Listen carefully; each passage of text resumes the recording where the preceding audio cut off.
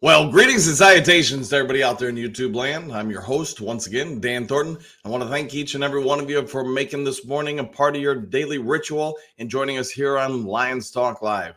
You know, we got a big game today. We got the Lions traveling all the way down to the Saints. Both teams with a reason to play, a reason to perform, and a reason to make sure they don't lay a dud down there. So they're going to be coming after us. We're going to be coming after them. They're battling for first place in their division. We're battling to remain in first place and potentially in contention for one of the top 3 seeds in the NFC. So everybody's got something to win, which means everybody's got something to lose. All right. If you haven't yet subscribed to Lions Talk Live, please consider doing so. I think we're about 23 or so away from hitting 4,700. So if you're enjoying the content and you do me a solid, go ahead and hit that subscribe button. Also, don't be afraid to hit the like button, as obviously that helps get the video content out there more and more throughout the YouTube world. One last thing before we get into everything with today's show. If you didn't know, besides being a YouTuber, a coach, and a scout, I also sell real estate and have done so for over 30 years. One of Michigan's top, 5, 10% realtors, and I'm one of the Zillow Premier agents. So what that means is Zillow's built up enough trust or faith in me where when you make a call about a house in selected areas throughout the state of Michigan, they route you to me. So anyways, give me a call. Let me work on your behalf. See if I can save you some money on either the purchase of a property or the sale of a property. 269-998-2384. All right. I see the comment section is really moving today, so I'm not going to waste any time. I'm going to jump on into it. And we got JDC game day. Go Lions. Yes, it is. And I think it's going to be a good one. I think, this game's got some real potential. JDC, it is Sunday, right? Go Lions. Yeah. Yes, it is, sir. All right. Game day gets me jumpier than a long-tailed cat in a room full of rocking chairs. Okay. It's good to know that you're on your feet and on your toes. It's Southwest. Bruce Irvin's debut, not expecting much, hoping for the best, worth a shot. Yeah, and I think that's ultimately what it is. I know we've talked about it with Bruce Irvin on here. My anticipation is, whether or not it's going to happen today, but down the stretch here, they're going to try to keep him to somewhere around 10, 20 snaps a game. So basically just a situational pass rusher. Maybe every once in a while he's in there on, primary downs, first and second down. But that would be my expectation. Maybe when Houston comes back, it's just another piece in rotation. Hutchinson gets a few more plays off to try to hopefully, revitalize himself a little bit, get a little bit of rest, not be so fatigued, especially as we go into the closing games and then the postseason. All right, AJ, what do you got? Sounds like the Saints are going to have 2, maybe 3 of their better receivers out. Chris Olave might play, but hasn't cleared yet. Yeah, I know there was an update about 2 hours ago saying that it's looking like he's going to play. But to your point, they've got a couple guys out, and they've got some injuries across the board. The Lions come into the game relatively healthy. I get that Alex Anzalone's not going to play in part because his wife and he just welcomed in their new child late last night, early this morning. So I get his priorities are elsewhere. Plus, he had the little bit of an injury to begin with. So it worked out for Anzalone's, but congratulations to them as well. Big Eddie at JDC, LOL. It is Sunday. So that means I can make the live show. Glad you can make it, Big Eddie. Greetings and salutations to you as well. All right, Jason, our success today will depend on our run game as the Saints secondary is good. I would agree. The Saints secondary is pretty good. And as I've talked about throughout the week, they can make plays. They're a little ball hawking. Limit turnovers, control the time of possession, and keep Goff safe in the pocket. Yeah, and I think that's, it is what it is with Jared Goff. I think we can all say he is a completely different quarterback when he's got time and he's not getting hit a lot. But I get that's true with most NFL quarterbacks or college quarterbacks. That being said, Goff probably supersedes the average a little bit in that when he gets pressured and hit often, his abilities on the field are noticeably different. JDC, Croc locked and ready to go, ready to rock, go Lions. Yes, I think it's going to be a good day to be a Lions fan, and I'm really thinking both sides of the ball come to play today and probably turn it up a notch. Southwest Lion, the Lions have not played that well since the loss of the Ravens. Time to turn that around starting today. Yeah, they've been a little streaky, I guess you could say. One side of the ball gets going, the other side seems to implode a little bit. So they've got to try to level that out. And there's a multitude of reasons why. We've talked about on the show that teams have figured out and diagnosed some things, either offensively and defensively, the Lions have as far as tendencies, and they're taking those away. They're trying to force Detroit into situations they're less agreeable with. All right, Donna, greetings and salutations. This is a total must-win game. Cannot drop 2 straight. This team needs rebound. I would say, yeah, there's a wee bit of pressure on the Lions, and you could say the Saints as well coming into this game. Obviously, the Saints did not do well by any means against Atlanta last week, and then Detroit Thanksgiving Day game. That first half, they just really put themselves in a hole, especially the first quarter with all the turnovers, and they just could never recover from there. They did some things to make it, on paper look better, and they fought back. They showed grit, but that first quarter was brutal, and it pretty much sealed their fate. All right, Jesse, time for some grit by Goff and the offensive line. Hope Bruce Irvin does something today. Yeah, I'm hoping we get some kind of indications, even if it's not much, just a little bit there to say, you know what, maybe this guy down the stretch can give us a little bit of help. And then, like we talked about the day or so ago, with hopefully James Houston returning sooner versus later, you just start having some rotational pieces, and perhaps that pass rush, which is not a strength by any means, at least is okay down the stretch and going into the playoffs. At least in situations, they'll be able to get after people. JDC, my 3 losses in a row today. Don't lose 3 games in a row. I'm hoping we don't lose 2 in a row. If we can prevent that from happening, that would be great. Doug, maybe we have a pass rush today. Maybe. It's obviously Aaron Glenn and the entire defense is aware of the problem. What they're going to do to correct that or try to help out with it, that's going to be the interesting thing here. What I'm going to be paying attention to early in the game, especially in that first quarter, is are we bringing heat, and do we do anything schematically to create free rushes on the quarterback? And it's not something you can do all the time, but you've got to do something early in the game, in my opinion, to get after Carr and try to get him rattled early and often, because he's not a bad quarterback. The Saints offense is definitely not bad between the 20s. It's really in the red zone where they seem to just implode, and hopefully they keep doing that trend today. Southwest Lion, I'm curious to see how Jack Campbell plays today. Yeah, I mean, it's going to obviously be an increased workload for him, a little bit more responsibility for him.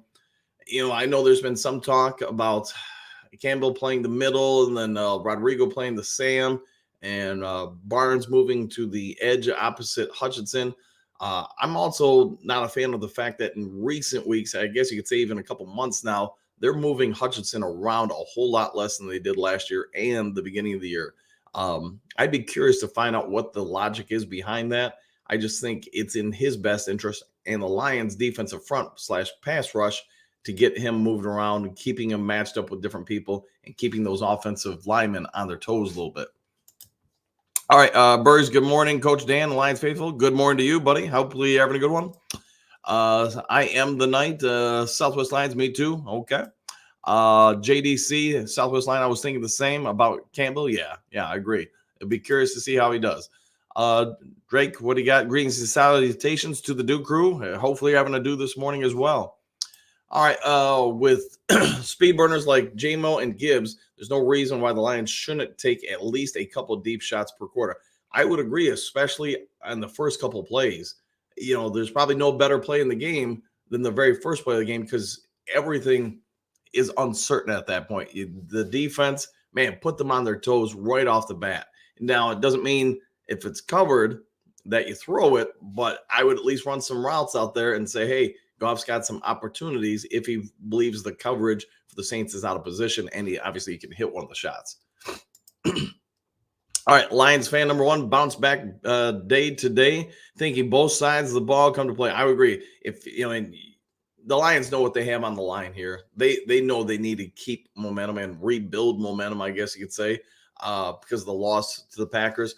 So I wouldn't be holding anything back here. You've got to establish your identity and dominance early and often. So I'm with you. I'd be getting after it. All right, Southwest Lion, don't wait for the fourth quarter and make adjustments. Aaron Glenn, yeah, I'd say you've got to, part of sign of more experienced coaches, you do adjustments in game live and a whole lot faster. So you want to see the development. Phil, frozen dew morning to y'all. Is it cold where you are, Phil? I know it's not the warmest out here, but it's been colder this week. Tess, good morning. Good morning to you too. JDC, as the old saying goes, get on them early and get on them often. Yeah, and I'm a big fan of pressure.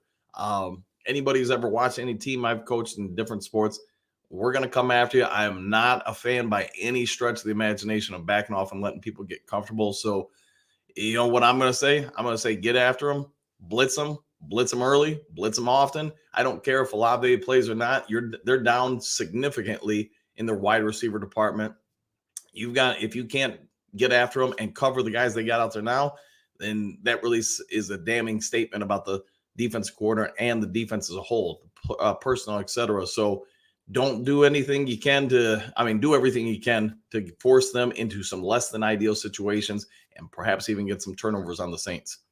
All right, Bit Lady, we got good morning, Coach. My job sent me overseas here and living the life, but I miss my sports. Go Lions. Well, I'm guessing you can still watch them online and such over there, although I want to say it's around just after 7 p.m. for you. So the Lions game ain't going on until about 1 a.m. for you. So hopefully you have a Mountain Dew or two to keep you awake.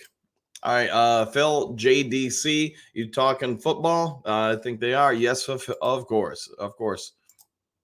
All right, what do you got? Ed, good morning, Coach. Game day, talking playoffs. It's don't get any better than this. Lions 31, Saints 17. Yeah, and let's be very frank about it. I mean, the Saints are going to do everything they can to obviously get the game because they have still a chance to win their division. And even though it's one of the less competitive divisions in all the NFL, they get in that, they get that division, they get in the playoffs. So everybody's got a reason to play. The Lions, on the other hand, the last thing they want to do is implode this season. You've done a lot of good things for the franchise with the way last year ended and the way this year started, but they also need to be mindful. They have not played great football in a while. So they're going to have to come out. Ben Johnson, man, you got some trick plays. This is probably the game you want to use them. And I would say this, avoid using them when you get closer to the red zone, just because the field is getting more compact with how teams are trying to play us. You watched the U of M game last night against Iowa. I mean, Iowa played basically the same type of defense for the most part that teams were playing against the Lions. A lot of the similar schemes, and you can see the effectiveness it had on passes if you can get pressure on the quarterback early in the count. Longer the count goes, zones break down in a hurry, and yeah, that's where you can hit some real shots. All right, Big Lady, if they make it a physical game and limit turnovers, control the ball, our defense should be rested enough for us to win this one. I would think, yeah, if they can get physical, impose your will, like they've, the way this team was built is going to be physical on both sides of the ball. And that's the real hard part to watch with the Packers game and then the Bears to a pretty good degree as well. Both teams were just more physical than we were, and it took a while for the Lions to respond. I actually think going back and watching that game against the Packers, you could say the last 2.5 quarters, the Lions were clearly the better team. The only problem is with the turnovers and everything that first quarter and just how we just laid an egg that first quarter. We dug such a deep hole, we weren't able to get out of it. All right, JDC, Magic 8 Ball says Lions 36, Saints 27. We'll take that, definitely. Using my announcer voice there a little bit. All right, Southwest, you have Gibbs and J-Mo running crossing patterns or deep routes, putting one on each player in motion. That's going to create confusion for the other side. Yeah, I think if we were seeing more man-to-man coverage underneath, then something like that would be highly effective. The problem we're getting is so much of the underneath coverage is zone-based. It's not as effective against that, and again, unless you give Goff a lot of time, which unfortunately last few games they haven't.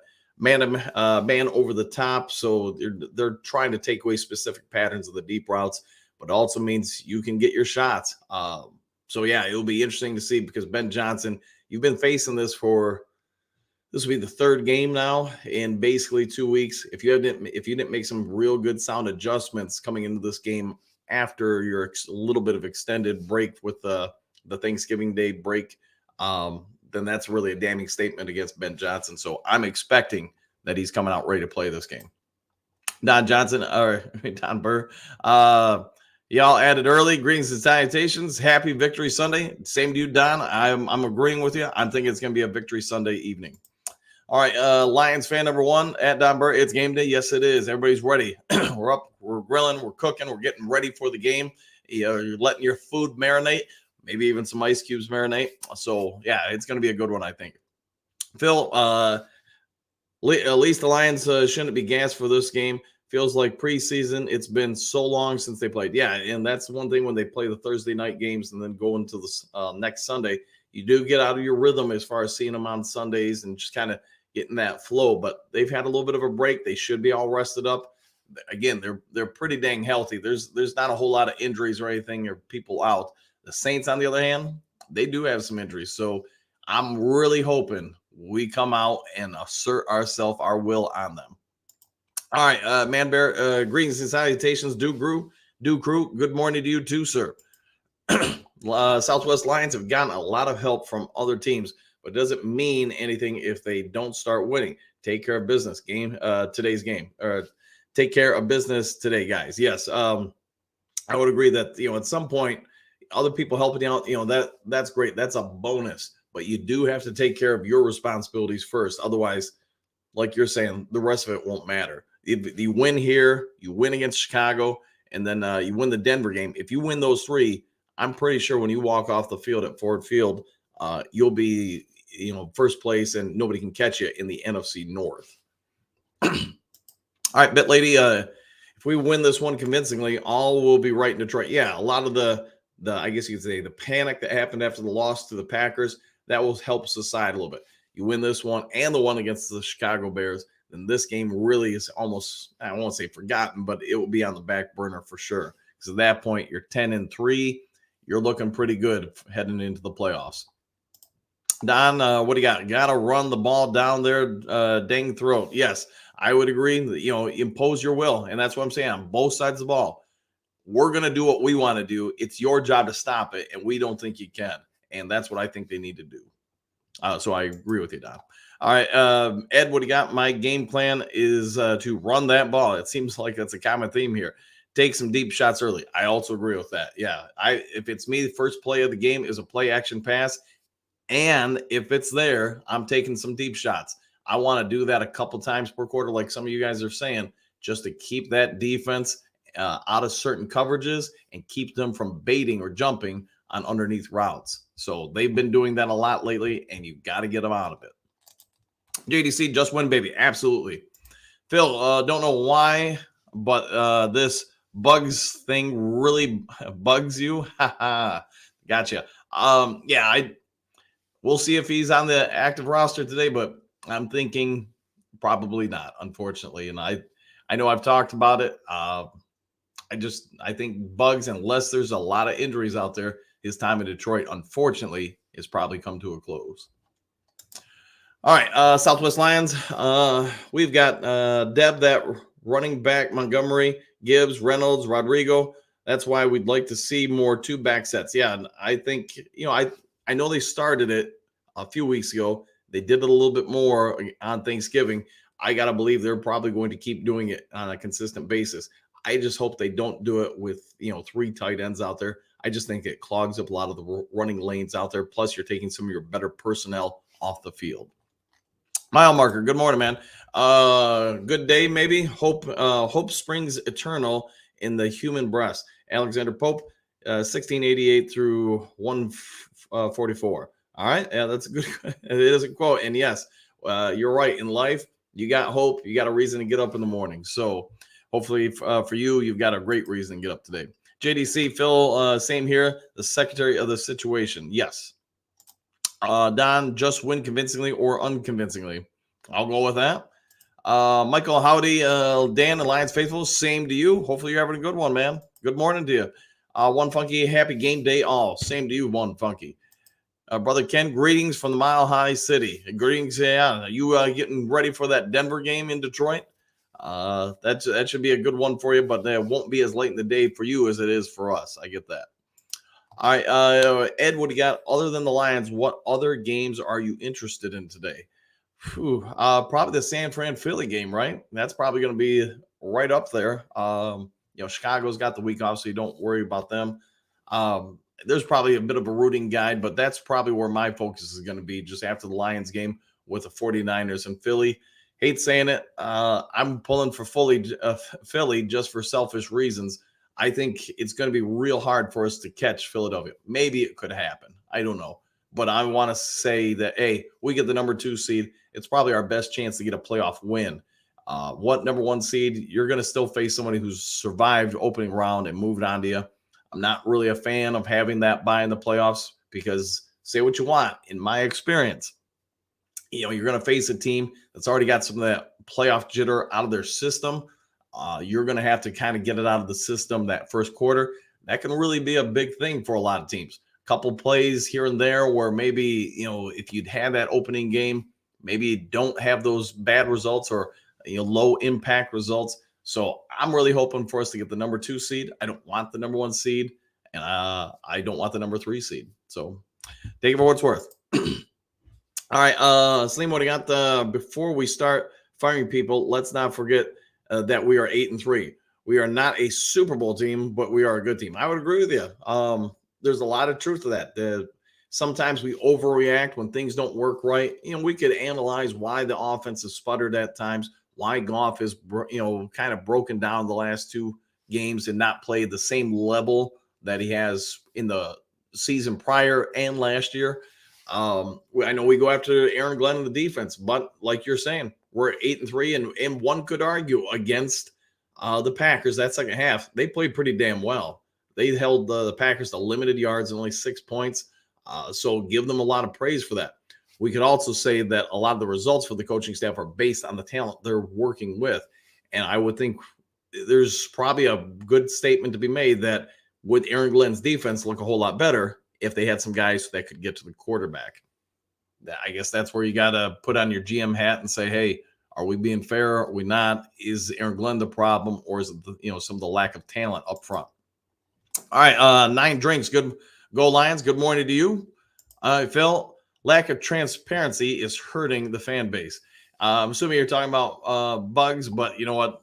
Stuff like that, they're not going to put out on the open media or make a statement unless Bugs really does something over the top or that forces their hand into putting out a statement. All right, we got Southwest Lion. Stats bear out that the Lions defense plays better with Bugs. I would agree. If they can play better without him, fine. But if not, Bugs and the coaches need to hash out their differences. I would agree with that 1,000%. I think the hard part is look at who we're talking about. Okay, so we got a player that is an alpha personality, driver personality, whatever you want to call it. Probably not going to back down a whole lot just because of the inner pride and the way he's wired emotionally. Now you look at the coaching staff, a lot of similarities. I think Aaron Glenn especially is not one who wants to back down and pull back a lot for the same reasons, just the mental makeup and such. I don't think Dan Campbell does too much either. I think Campbell's public face is one thing.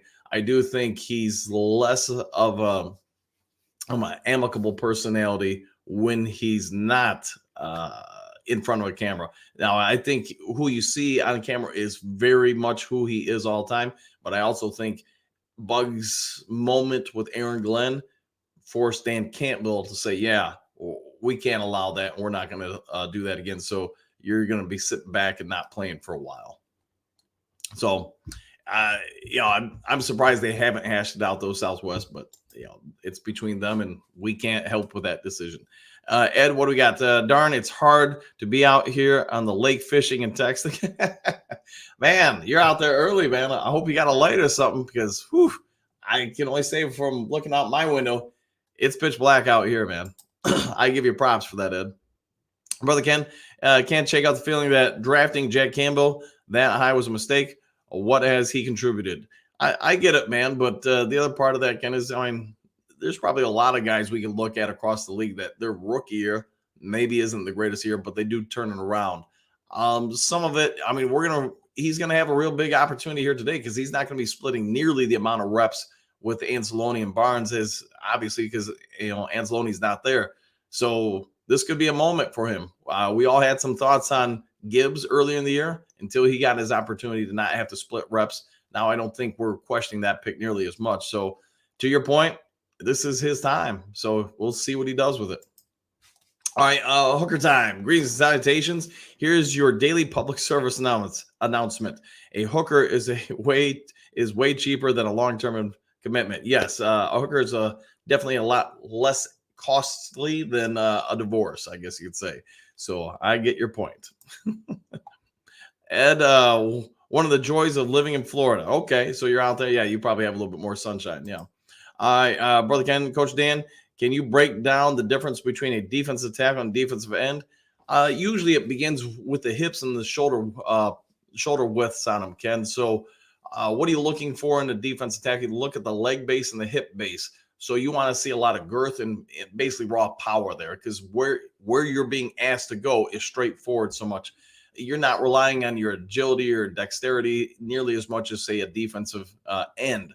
Defensive end, just because where they're placed and the players they're going up against, usually the offensive tackles, they are going to have to rely on getting around them more than bullying them and getting through them. So you're going to typically have longer leg lengths with a defensive end, where defensive tackles usually have shorter leg lengths, just because you want to see more bulk, power, sustainable drive, I guess you could also say. So those are going to be some of the big things. Now you want to look at arm length. Arm length is going to be huge with both, but it's massive for a defensive end. You want to be able to see somebody with a lot longer arm length, hand structure, so they can rip through and around offensive tackles. Now with an interior defensive lineman, you want to typically see, again, leg or arm length isn't bad if it's long. You typically want it to be more compressed, so when they drive, they can get more leverage on them easier when they get under the shoulder pads of, say, the center of the guards. So those are at least good areas for you to start with. You want your leverage to be a little bit different between both spots. That's why a lot of guys can't go from outside to inside, or their effectiveness goes way down. So there's at least some good base thoughts for you, Ken. All right, one funky. Brother Ken, today we'll find out if he was more of a mistake than a decent pick. It's hard to get into a rhythm when you play limited snaps. Yeah, and that's kind of the comparison I was giving with Gibbs earlier.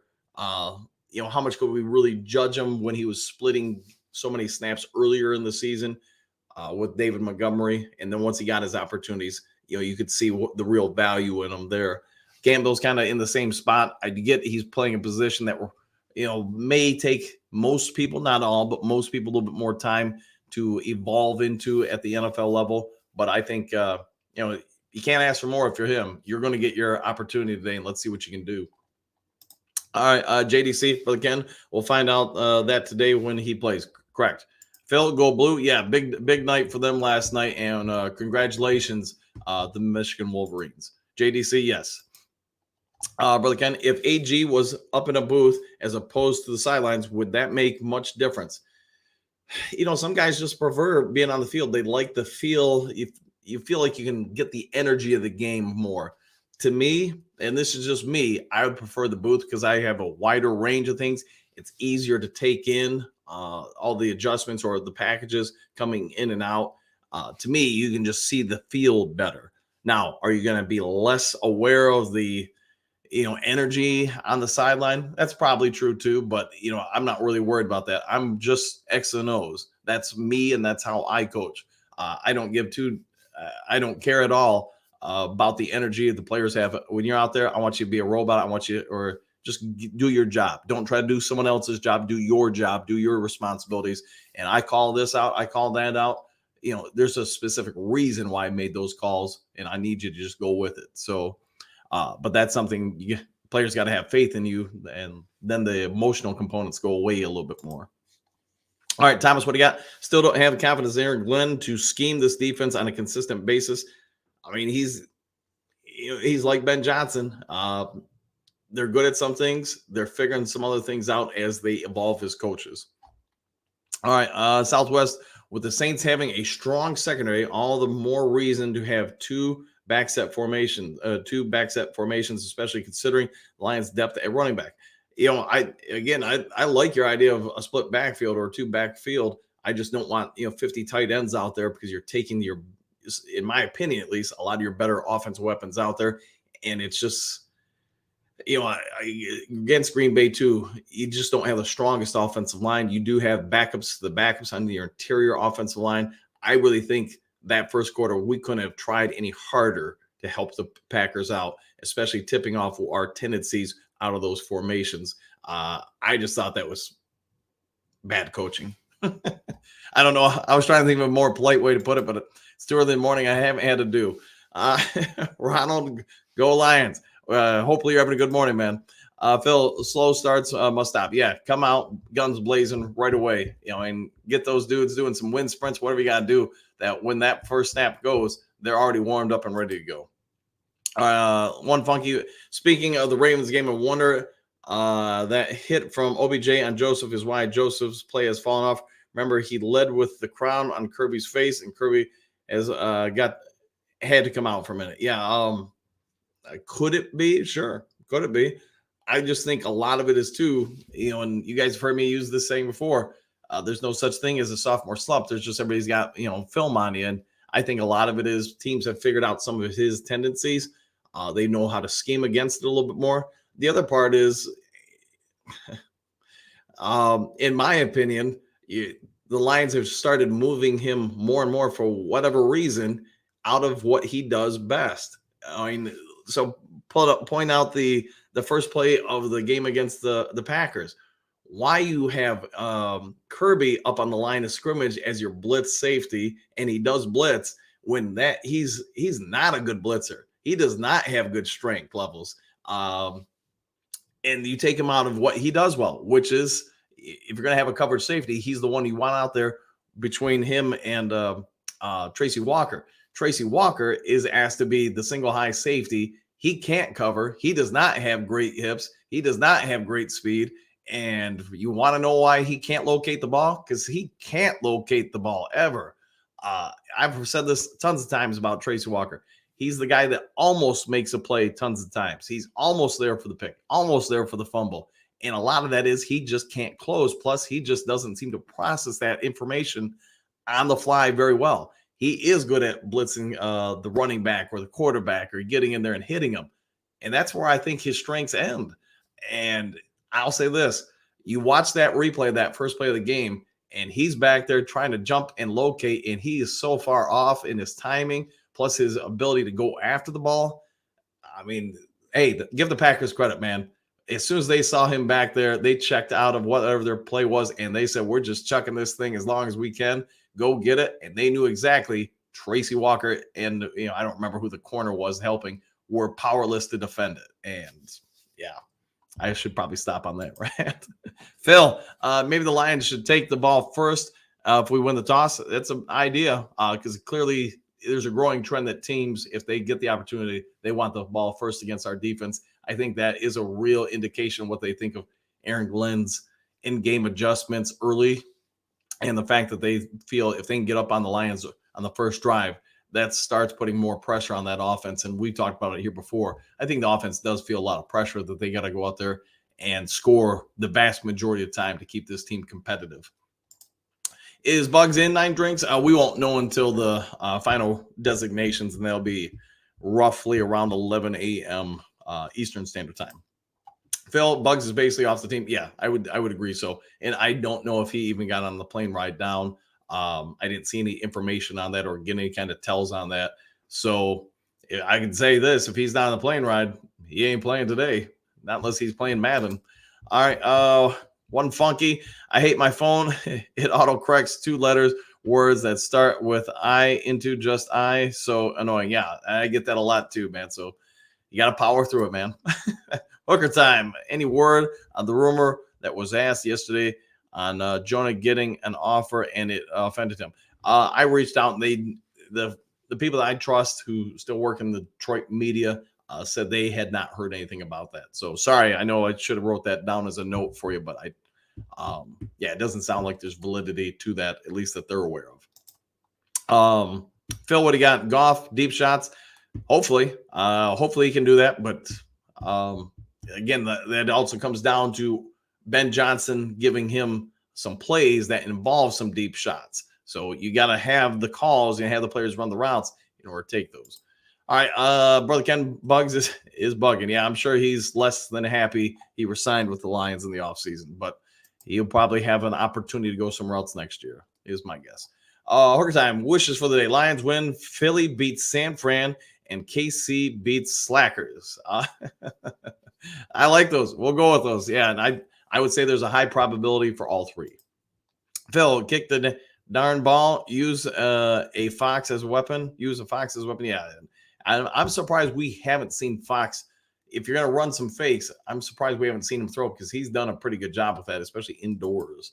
One funky coach, my opinion, the lack of standing Hutch up is because of Fox taking over for Capers. Fox is known for being a traditional, 4-3 guy, when Capers is known for a 3-4 guy. Hutch is better at the rush outside linebacker. Yeah, I would agree with that. You want to talk about being stubborn as a coach. That's part of it, because you look at Hutchinson's performances last year and then look at him this year. There's a lot of difference, and to me, put players in the best positions. Put players in the best positions for them. Understand their individual strengths. Now scheme around that, and just like we were talking with Tracy Walker and Kirby Joseph in the first play against the Packers, that's some idiocy coaching, if you want me to be blunt and honest. And I get, okay, I'm not probably getting hired to be the defensive coordinator of Detroit anytime soon, but that's just putting your players in that situation almost in the worst position possible for their individual talents. Your point, one funky, when it comes to Hutch, yeah, they've lost all creativity using him, it feels like, in the last 2 months. All right, Southwest, you would think that after 3 years, dear Aaron Glenn would have a better handle on how to utilize effectively the people on this roster. It seems to be hit or miss with him. Yeah, and I'll just say this from my own experience. That's just part of the growing pains of coaching. You don't know what you don't know. You probably often, when you get exposed by something, you want to justify that you did know more than you think you probably do now. And, just egos get involved, stubbornness sets in. I think there's a lot of factors in play with a lot of the stuff on the coaching staff, and give them some real props too. They've turned this franchise around. So it's not all doom and gloom. It's just me being over analytical as I sit out here talking to you guys and saying you can still see where further growth could happen with these guys. Hook time, JDC, that's my saying. Get on them early and get on them often. I would agree. Southwest, I don't think lack of motivation is the problem for the Lions. Can they handle the pressure and thrive, play their best ball when it means the most? And I think some of that's just growing up as a staff and as a player base there at Southwest. Most of these guys are real young by NFL standards, and there's not a whole lot of vets that have been there and done that on this team that can lead by example, or, hey, when we were in the playoffs this time, you guys have to understand this is what we need do to elevate our game and performances. So a lot of the players are figuring it out on the fly, just like the coaches. So this will be a great learning opportunity for them for not just this year, but probably future years as well. JDC, Hooker time. Yep. Works wonders in football. I agree. Brother Ken, One Funky, and JDC, we're all on the same page. I would think so. Yeah, I think we're all in pretty much agreement there. Matthew, morning from Wisconsin, my pride bros and sisters. Yeah, hopefully having a good one, and hopefully the Packers lose for you today and Lions win, so you can regain some of the chatter around town. Phil, the lack of effective schemes hurting Ben and Aaron's chances to be head coaching jobs. Yeah, I would think so. Just because when you start getting exposed as a coach, like, oh God, I don't remember the guy's name over in not San Diego anymore, LA Chargers. I actually don't think he's bad, but you can see there's a lot more pressure when you're the head coach and you've got to make all these adjustments. And anytime you win or lose, the momentum shift is so different for a head coach than a coordinator. So to me, Aaron Glenn has been exposed quite a bit this year. Now, again, some of that is because of lack of talent. So maybe somebody will be a little bit more open minded to that. The other part is with Ben Johnson. He's clearly got a very gifted offensive mind. He's also showing that he still needs to evolve a little bit. So teams have caught up to him significantly, and he's going to have to catch up to them now and counter punches, as you guys have heard me say before. All right, Thomas, don't worry. Derek Carr will have a career day. He might have the next, Matt Flynn moment where he all of a sudden throws like 400, almost 500 yards against the Lions. And that's, man, that's why I just hope we blitz. I don't, if we give up a bunch of scores and yards because we're blitzing the hell out of them, getting, hits on them, busting up their backup receivers and, Olave and all that stuff, great. But don't do it just back on your heels, just saying, hey, keep going, keep going. Hey, that drives me nuts, man. Hooker time. I love where the Lions are. Great season so far. Big spotlight for Aaron Glenn, Goff, and the rest of the year. Then it will be a massive spotlight on a Dollar General Homes. Yes, this offseason, man, that's going to be huge for Holmes and the franchise. Let's be honest. You're going to have some real good money to play with. You're going to have a bunch of guys you're going to have to re-sign. And what do you do with some of that extra money? Can you bring in a couple parts to help that defensive front? If you do, then I actually think this defense could be pretty good next year. We'll see what happens, though, when we get to that. All right, Southwest. Phil, I think Ben Johnson will get an offer over two. Aaron Glenn will only get interviews. There's unfortunately probably some truth to that. Probably some real truth to that. JDC, brother Ken, sometimes I'm on the right page, but the wrong book. Go Lions. I'm going to use that. I'm going to steal that, JDC. That's a pretty good one. Bergs, a win today really goes far for the division. Let's go, boys. Yeah, I mean, don't hold me to this. I'm doing the math in my head, but there's 6 games left. I want to say Lions win 3 of them. I don't think the Vikings can catch them. I mean, I know you win 4. They definitely can't. You win 3 and one of them is against the Vikings. Yeah, they can't be caught. So we'll see. All right, Phil, Ben has only been an OC for a year and a half. Not enough experience for a head coach, in my opinion. That would be one of my real concerns about hiring him. I mean, he would really have to nail that interview. Maybe with a real strong end to this particular season. Lions do some great things in the playoffs. That would probably be a little bit more enticing. But yeah, I'm not a favor ever of hiring inexperienced coaches. Now, you got a struggling franchise. I mean, Lions took a gamble on MCDC and obviously Ben Johnson, Aaron Glenn, because they probably couldn't attract a whole lot of more sound choices. But, MCDC, I'm sure also presented very well in the interviews, probably gave you a lot of reason to believe. And I get the first year, you probably wrote it off, said, hey, we don't have any talent. When they were 1-4, 1-5, 1-6 last year, you're probably starting to think, like a lot of people were talking about, maybe it's time to fire this guy. He just doesn't know much. But then obviously the turnaround happened.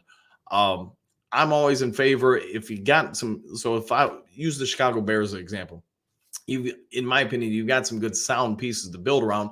Now you got draft capital. I'm not messing that up with or hoping a younger, inexperienced coach can come in there and show me, man, he's going to supersede his experience level. I want somebody who's a proven commodity to go ahead and do that because there's less of a learning curve.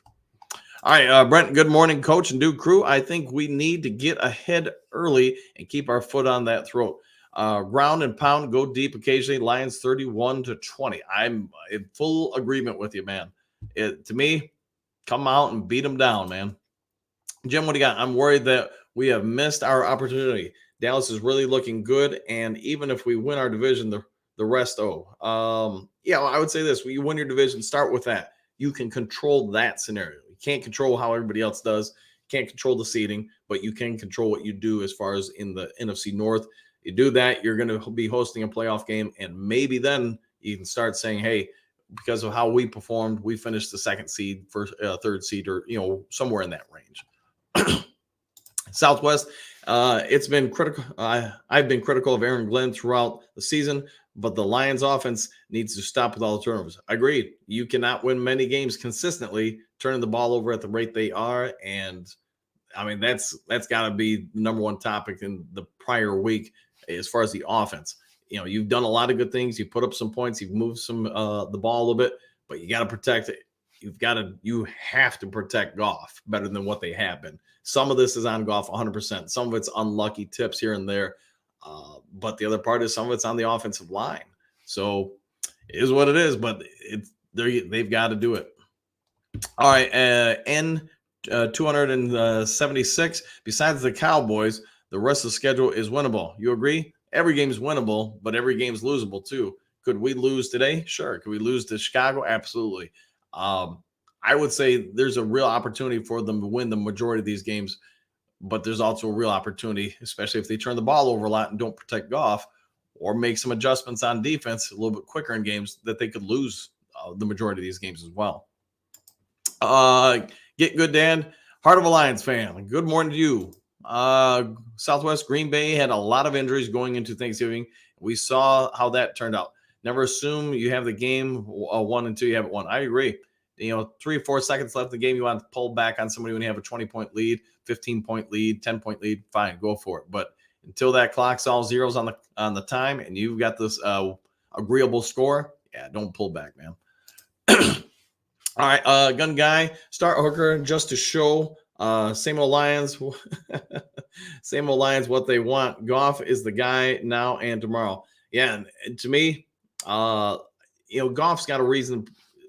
We talked a couple of weeks ago before we played the Chicago Bears. Justin Fields, he might not be this, that, or the other thing, but you know what? That dude's absolutely got every reason to play as hard as he can and as well as he can the rest of the season, because he knows he's auditioning to that Bears front office. He's auditioning to protect his career. And if the Bears do move on from him, he needs to have enough quality film out there that somebody says, yeah, we're going to make a move and get this dude. Goff's in the same boat right now. The Lions 3 weeks ago or whatever it was said, hey, we're going to break off contract talks. I'm going to guess that it has rattled Goff a little bit because of what happened in LA. And he doesn't want to go through that experience, switching teams and all that stuff again. But you know what? He's got absolutely every reason the rest of the season to ball out and play his best football, because next year is not guaranteed to him. I do believe he'll be here next year, but I also think if he doesn't give him every reason to keep him around and really say, in Goff we trust, then come next year, they're basically just going to use him for part of the season or the whole season to help evolve and develop, have more time to develop Hooker or somebody else. Phil, Lions, Rams, and Detroit epic. Now that would be a hell of a playoff game if that did happen, because you'd have a lot of factors. Obviously, the Goff versus Stafford thing, but Aaron Donald, the guy the Lions should have drafted, and instead they took Eric Ebron. Just a lot of layers to that.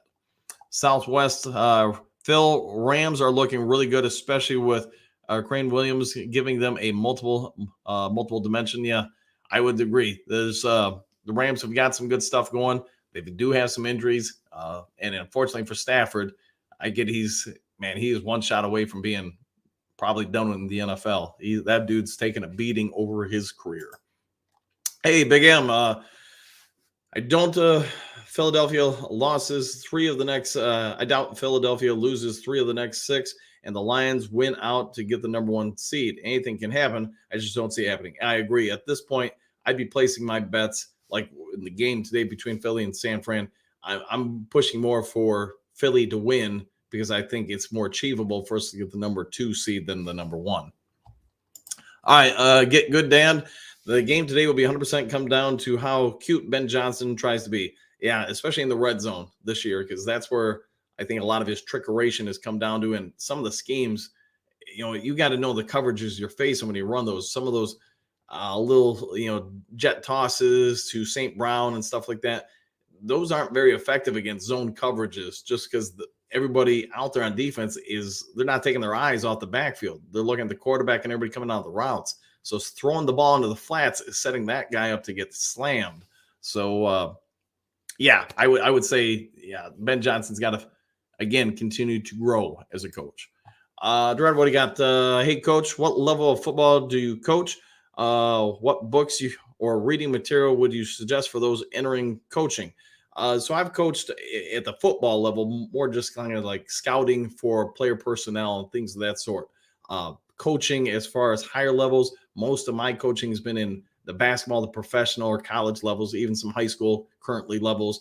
As far as coaching football, if you want to get into that, um, probably the best way if you want to get into the collegiate or pro ranks is you're going to want to get into scouting and or graduate assistant, film study, stuff like that, because you've got to win favor. I mean, it's true in basketball, baseball, whatever. If you're getting into coaching, you've got to catch people's eyes. You got to find what other people miss. And that would be my best advice to you. You got to go work camps, because you know what? Again, you got to get people to know who you are, and they got to be able to differentiate you from 20,000 different applications.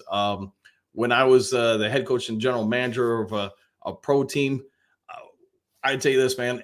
Every winter and every spring, you get the cycles, and I literally get 10,000 applications for one or two openings and stuff. And I'll just tell you this, man. There's no way you're going to read through all of them. It's not possible. I ain't got that kind of time. So my best advice is to you is when you make an application or a call, or you go and help work that particular coaches or teams camps, you really got to do everything you can to stand out. Go over the top, and don't be fraudulent about it, but be polite, be kind. Somebody asks you, to go do something, do it without question. You've got to try to make sure you stand out from everybody else. I would even tell you this, to be very blunt, when you go into certain camps and work them, wear colors that make you pop out from everybody else, because then you stand out from a visual standpoint from anybody else. Now, if you can come up with a couple drills that you're putting the younger players through at these, camps, and let's be honest, the camps are there to make money for the coaches and the teams respectively. That's college or professional. As far as books, so I'll tell you this, I've coached tennis, I've coached basketball, football, volleyball, a little bit of soccer too. And I'm just going to talk about basketball here. Best thing I ever did is I found out where Paul Westphal, when he coached the Denver Nuggets, I found out where he'd like to go to have beverages after games. I went in there repeatedly for like a week, and eventually, got down the bar rail enough where I could actually sit next to him and just, said, got talking basketball, and we sat around and talked for like 3 or 4 hours. He hugely impacted my schemes and schematics offensively and defensively when coaching basketball. Became a good friend with him, would shoot emails to him, ideas and stuff, and that's really helped my career take off in basketball. That in turn over time led to me getting into scouting for multiple different sports for player personnel and potential draft picks or developmental players. So my best advice to you, man, is find out where people like to have beverages, and when people start unwinding a little bit from a stressful job, and make no mistakes about it, the further you move up in coaching, it becomes damn stressful. You will notice how much it impacts your social life, your marriages, your health. It just, because the best thing you'll ever hear in coaching is you are hired to be fired.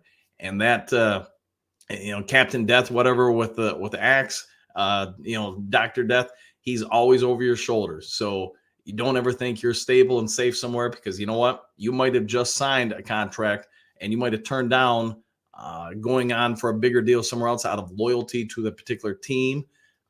And you might get got the very next year. It's just how quick it happens. So anytime as a coach that you can get a new contract and elevate your salary and hopefully buy your family a few more years of security, you've got to take it. And unfortunately, the fallacy of loyalty from colleges or pro teams is just that.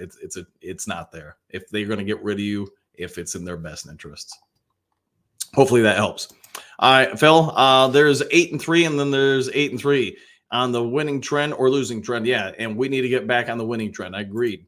Let's see, Southwest, exactly, Dan, don't force the deep pass, but you should always look for the opportunity in play action. Yeah, I agree. And Ben Johnson's got to set those plays up. He's got to be able to call them out and give Goff some opportunities to take them if they're there. Dash, what do you got? Good morning. Good Sunday morning, folks. Let's roll. Agreed. Let's get back on the winning track, man.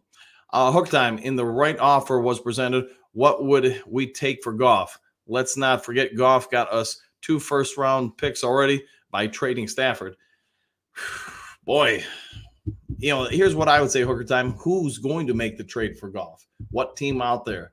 Because I'm trying to think of places where he would be able to go. You got to take probably taking the Jets off the board, probably taking the Giants off the board just because they gave the new contract this offseason. I'm just trying to think of potential landing spots for Goff. And the only one I can really, and there's maybe other ones that I'm just saying the only one I can think of off the top of my head would be the Raiders. So if Ben Johnson gets that job there, I don't know if the Lions really aren't sold on him. Would they be willing to take a second and a fourth for him or something? Maybe, I don't know. Maybe he could get more than that. Phil, we got Gibbs and Campbell. We could have had Carter instead. Mistake. Man, it's water under the bridge at this point. Yes, Carter would have been huge for the defensive line. 100% agree. But how much does that change how everything works across the draft board in that first round, second round? Would you, maybe you don't get Campbell. Maybe you don't get Laporta or Branch. And I'll just say this. I think the rookie class we got is pretty good. It might not be, you might not have Jalen Carter out there. Correct. But you got Laporta, who looks like he could be a generational tight end. You got Brian Branch, who looks like, I don't know if he'll be elite, but I think he's going to be pretty damn good. Gibbs, kind of the same thing. Could he be elite? Maybe. Could he be pretty damn good? Absolutely. And then Jack Campbell, I guess we have to see on him. So it stinks that we didn't get him, but I'm pretty happy with what we got. All right. One funky, AJ Terrell, and a second round pick, and Goff is off to Atlanta. That's a good point with Atlanta. They'd be another good team for him. Man. Yeah, that wouldn't be a bad one. But again, it's a whole lot easier to get worse than Goff than it is to get better. So you get rid of Goff, you better be real sure you've got somebody better. All right, Southwest Eagles got the number 1 seed. I'd be rooting for Philadelphia as well. Yeah, that's what I'm going to be doing today. So, all right, Tim, what do you got? Good morning. Happy game day. I'm not feeling optimistic about today's game, especially with Olave playing. You're going to have to face teams with good players. And I will say this, the Saints do have some guys out. I think it's going to be more on us than it is them. You're going to either come ready to play, you're going to impose your will on their offense and defense. And I do think their defense is pretty good against the pass. It's an opportunity for the Lions to get a win. They've got to go out and get it. But Tim, I do get why you'd be a little skeptical going into this. Down we got Jack Campbell is a rookie that's been playing out of position all season. Geez, give the kid some time. I agree with that too. He's been forced into a role he's less familiar with by a long shot. And today he's going to be into a role he's more familiar with. So we'll see what he does. I just want to see consistent growth. They don't all have to be Pro Bowlers. It'd be great if it happens, but I just want to see consistent growth out of the rookies every game and every quarter of the season. That's how I break it down and review. Phil, amazingly enough, Swift has been better and more healthy than Montgomery. It is true, but how much that is because it's a contract year. Because remember, Charles Harris was a cast off in Atlanta because he just was not consistent, wasn't this or that. He got here in Detroit and I'm just using this example. It doesn't mean that it has anything to do with Swift, but he got here on a contract year, and that dude played pretty well. He has not reached that level of productivity since that contract year. I hope I'm wrong for Swift. I hope he's turning a corner. Page is healthy. Is great the rest of the time. All right, Dan, the benefit of locking up the division early, it gives us a chance to give more rest to our key players. I agree with that. The only thing I want, other than the last game of the season against the Minnesota Vikings, I want every game to have meaningful impact just to force the coaches and the players to keep evolving. The last game of the season, to your point, Southwest, yeah, you want to rest everybody and basically have a 2-week break for your major players, your offensive line, defensive line, quarterback, receivers, etc. Let all the backups play. I'd be okay with that, man. All right, Phil, Swift as the beneficiary of playing behind probably the best offensive line in the NFL. That is also a factor. Lions offensive line, while good, has been real beat up the last month or so, and you can see the difference, especially when Jonah Jackson's out. All right, JDC, Tim McGraw, as a Lions fan, I've never felt good before a game. Boy, there's probably a lot of truth to that for most of us. Big M, Swift didn't play well in Detroit. That is the difference. Yep, I would agree. True, yes. All right, Phil, was Jamal and Swift a better match than Gibbs and Monty for this team? I don't think so, man. I think, could you compare Swift to some degrees to Gibbs? Yeah, I think there's a lot of comparable parts there. Jamal and David Montgomery, I think David Montgomery's just flat out better. He just can do things Jamal can't. And Jamal, great guy. Wish him well. I think he's a great teammate. Nothing against him at all. I just think David Montgomery is a significant upgrade over him for a multitude of reasons. Boy, I can't talk right now. All right, Jason, what do you got? I came in late. Who are we going to find out? Who are we going to find out today if they were a mistake pick? Pascal, I think everybody's talking about Jack Campbell. So, yeah, I should have looked down. Yeah, Campbell. Yeah. Southwest Tim, JDC, it comes with being a Lions fan. Look at their 60-year history, one playoff win. I would agree. Yeah, you never feel safe, do you? Phil, what do you got? Is Pascal's foot an issue for him this year? Hope he's okay. I just think, Pascal's knee, his lower body, the problem I really have, especially when we're talking about the difference between ends and interior or defensive tackles, you look at his body build, and now the fact you've had multiple injuries to that lower body means he's already, want to believe it or not, you start, breaking down knees, ankles, feet, they'll heal up, but they're never going to be the same. The guy relies on his lower body mass to generate power. Now he's got less ability to do that over time with each of these injuries. And it's just, he's going to start losing speed. And the dude wasn't fast by any means to begin with. He's athletic. Don't get me wrong. He's powerful. He's a good personality and everything, the right type of guy to have out there.